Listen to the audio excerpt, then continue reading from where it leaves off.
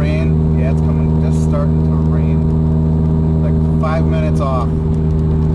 But yeah, I had to work today. Essential worker or essential business. We're all essential, but it is what it is. So not getting much time off. Uh-oh, what's going on here?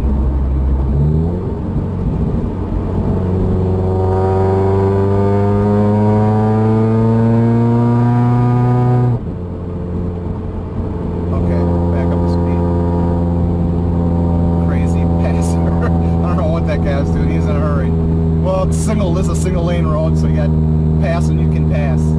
That's how it goes. So this video, let's do a video on what I think about the Supercharger so far. I did a video on what they don't tell you. This is a video on more my personal feel, what I like about it, what I don't like about it, stuff like that. And my experience with the Supercharger so far. The first thing is I did my own tune, so I took a little bit different path than probably 90% of the people are going to do. But I had my tune pretty much dialed in, and I pretty much figured the Supercharger wasn't going to be that hard to tune, which is another one of the reasons why I went Supercharger to the turbo. Honestly, I don't really know that much about turbos, and that was going to be a lot to do. To get your tune straight right from the get-go is going to be a lot of work from scratch for the first time out. I didn't want to take a whole summer to get it sorted out. But a Supercharger, I knew you have a fixed amount of boost at a fixed RPM, so it can't be that hard to tune. And I'm pretty much right. It wasn't that hard to tune. It's mostly there. I'm not done, but it's there. Now we can start making some pulls. I have to do the final. I have to do the final fuel-air ratio, double check my flex fuel map with the Supercharger, stuff like that. But overall, it's running pretty good. So far, again, this car is my summer daily. I know I'm going for the world's fastest supercharged automatic. I'm probably already there. We have to verify it. I think I had the fastest naturally aspirated. I just couldn't get to the track to verify and prove it. Honestly, I think I needed a fuel pump to be able to do a full run to prove that, but we ran out of time in Wisconsin. It's like a one-season state, so we ran out of time. But but so far with the Edelbrock, one of the reasons I got it is very low maintenance. You just drive it. It's like installing a bigger motor. So that part I love about it. It's great. Torque is ridiculous. First gear is still completely useless. You can, unless you're just gonna barely get on it, anything more than probably 30-40%, you're spinning the tires. So first gear is pretty much useless. Now, it's not summer yet, but even when it's hot, you can spin the tires pretty easy in first gear no matter what. Second gear, now that I'm smoothing out my map, is starting to not spin as bad. So that's a little bit surprising that as I'm improving my map, I'm actually not spinning as bad. But some of that is also making my transition not as drastic, like just like backing the fuel off so I can get on the gas without just ripping the tires off. Because at first it was ridiculous. Oh, let's do that. Look out, people! Oh, you punks! This is my funnest part of the trip home. These dorks are getting in my way.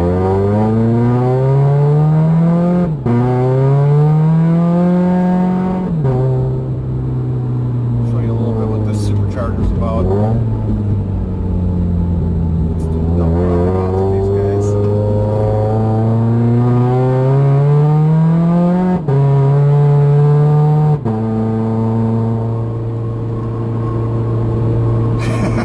And that's being chill. It's a little rainy out and it's still cold, so I don't want to go through there stupid. That's going through there easy with the Supercharger. So at the track, the Supercharger is going to be ridiculous. You do have to watch your throttle. It is so easy to spin the tires, so it may not be the optimal for the track. The Jackson Supercharger with a high boost pulley might actually be better for the track. because it's going to smooth your transition off the turn a lot easier. You're just going to be able to get on the gas a lot harder. With the Edelbrock, you got to feather it, and if you're not that good of a driver or a beginner driver, that's going to be hard to do. You know, I've raced motorcycles. I can play the throttle. I can slide the rear end around. It's not a big deal. In fact, it's actually fun. But for some people, they're not used to that, so then you want that Jackson Supercharger is going to bring the power in a lot softer. And I can see how getting that supercharger with the high boost pulley is a good option too. In hindsight, that supercharger does have more top end, and you can tell. This supercharger gives you a lot of mid-range power, but there's not a lot more after that. It pulls straight through, but you're not really gaining power. You're not using more fuel. You're not creating much more load. I mean, it's pretty much at 55, you have 90% of it, and then at 6,500 to 8,000, that's all the power you got. So it's just a flat power band, but the power band's flat. Like, you're getting the same power at 6,000 at 8,000, which is pretty cool, and almost the same power at 5,000. So you have a pretty flat power band. That's pretty cool. Tons of torque. The drivability, there's nothing. I put it on there, and other than doing my tune, there's absolutely nothing to do with this supercharger. Nothing. That is one of the things I like about it. That's why I got it. The power is good. The top end power is not ridiculous, but the torque is pretty good. Pretty ridiculous. K-band. These are all just normal cars. And obviously, this is going to be a crush in here. But I'm not waiting around for people.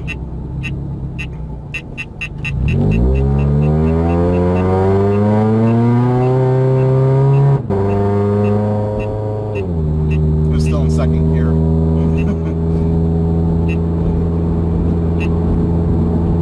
So half the time you're making more noise than you're actually getting on the throttle. Right there, that was honestly maybe 2 pounds of boost. You're not into, what happens with the Edelbrock is you have your valve in there, that actuator valve, that's open. So like right now we're cruising along, that valve's open, so I might be running like 0 boost, but 0 vacuum too. So there's just enough boost, so there's no vacuum, but you're not really building additional boost. So you're building boost over a naturally aspirated car, but you're not building a ton of boost in the car. So when you're just cruising along like this, you're really at 0 boost, but 0 vacuum too, so you're at neutral. And then that's why even at part throttle it runs much better, because even hitting the throttle like that, coming off that stoplight, that might be 2 pounds of boost. Not that much. You're not into it. That actuator is still open, and then that is what I'm talking about. I think in the other video I was complaining about the low RPM power, because the supercharger had actuator valves open. So you're not getting full power all the time. That actuator, that valve's open, so you're bleeding off boost at low RPM and part throttle, and then as you hit the throttle, that valve is closing, and then once that valve snaps shut, because then it goes from some power to a lot of power really quick.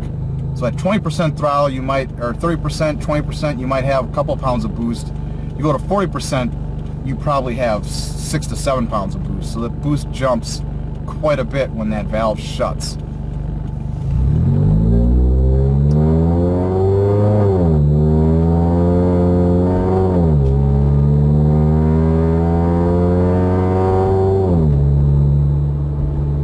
I have loud exhaust. But when you're cruising, when you're just doing a steady cruise, it's not horrible. I don't know how this video is going to turn out, but it's loud. But when you're cruising like under this like 2200 RPM, that's not too bad. There's parts where it's actually quieter than naturally aspirated, but when you're on the gas the whole time, it's louder. So far living with it, it's awesome. I love it. It feels like you have a bigger engine in it. It's a lot of torque. The torque doesn't, again, because of that actuator valve, that torque's not coming in as fast as you would think. Like, especially this car is geared low, so you're at 3,000 RPM. Hit the gas a little bit, you're already at 3,000. But once you're above 3,000, you're getting into boost. 3, 4, 5, and once you're at 4,000, you're making power. There's no doubt about it. At 4,000 RPM, you're making power, and a lot more.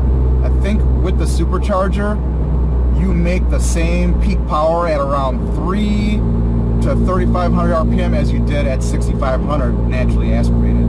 So you're getting full power, which you're used to, at just 3,000 RPM. So it comes on a lot faster. So I like that about it. There's nothing to do. My belt is perfectly fine. There's a lot of people saying they shredded belts or thrown belts. You have to make sure your pulleys are lined up, okay? So when you put your supercharger on, I did a video on that, make sure your pulleys are lined up. So before you bolt that supercharger down, make sure you slide it. There's only a little bit of leeway, but slide it back and forth. Make sure your belt's lined up and then tighten it down, okay? Your belt's gotta be lined up. The next thing is replace, if your pulleys are worn, replace those. You can't have your pulley wobbling. If your pulley's wobbling, it's gonna chew that belt up.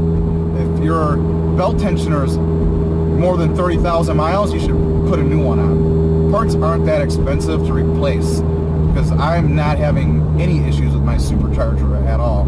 And I've heard a lot of stories where people do.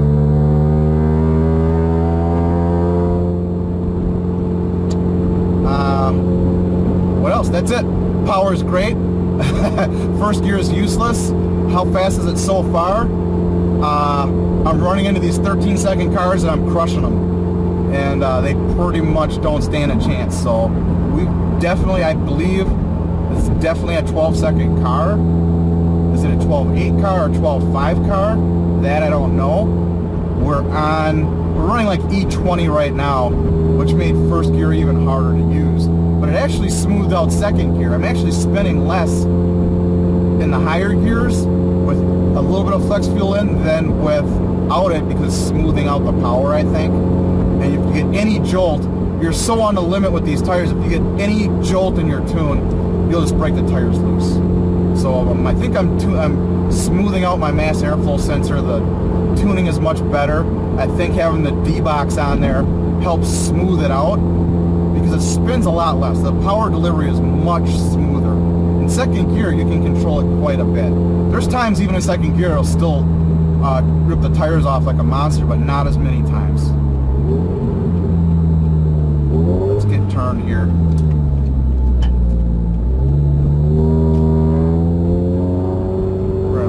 A little sane because I'm pulling into my subdivision, but yeah, so I love it. Uh-oh, squirrel, got it. There's my neighbor.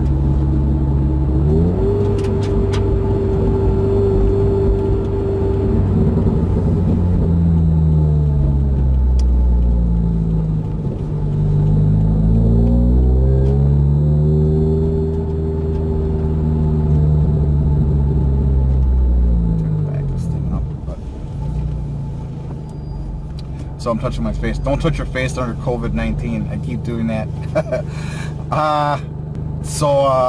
Yeah, everything's running great. So as a daily driver, I love this thing. The biggest thing is I don't like that factory tune. I didn't run it. I did experiment with some of their cam timing, and it made less power. So that I took out of there. So that Edelbrock tune definitely is not going to make as much power as aftermarket tunes. So you're gonna have to get a tune for it. It's worth the money. Just do it. Unless you just want to put it in and not mess with any of that stuff, it might be okay. Or if you're making a low horsepower build, because you're gonna be fuel pump limited. You're gonna do anything more than the stock thing, you're gonna need a fuel pump and you're gonna need injectors to make it run properly. So other than that, I mean, I love it. Tell you the truth, I love it. It's running great. I didn't get to the little drizzly out, so I didn't really get on the throttle hardly at all, but just those little tastes. I think through the roundabouts I was at even 30%. I don't know, not that much throttle there at all, and off that light wasn't that much. But you can just see the normal cars, you just blow past them, so the torque is there, and that's only giving you a few pounds of boost, you know. So it hauls pretty good. We raced SHO. It was a stock one. We wound up talking to the guy over Facebook and raced him a couple times off the light. In fact, the last time I let him leave on me and build boost, and then I drove past him. spinning the wheels sideways in first gear. But it was like first gear, by the time you hit the throttle and spin the wheels and pass them, the race is already done. You already have them covered. That car runs probably 13/8, and you covered them like nothing, and that's spinning the tires. That's about it. I mean, I've messed around with a few cars and nothing to even challenge me at all, and it's running great. I probably will add a little bit to this video. I don't know. That's all I got right now.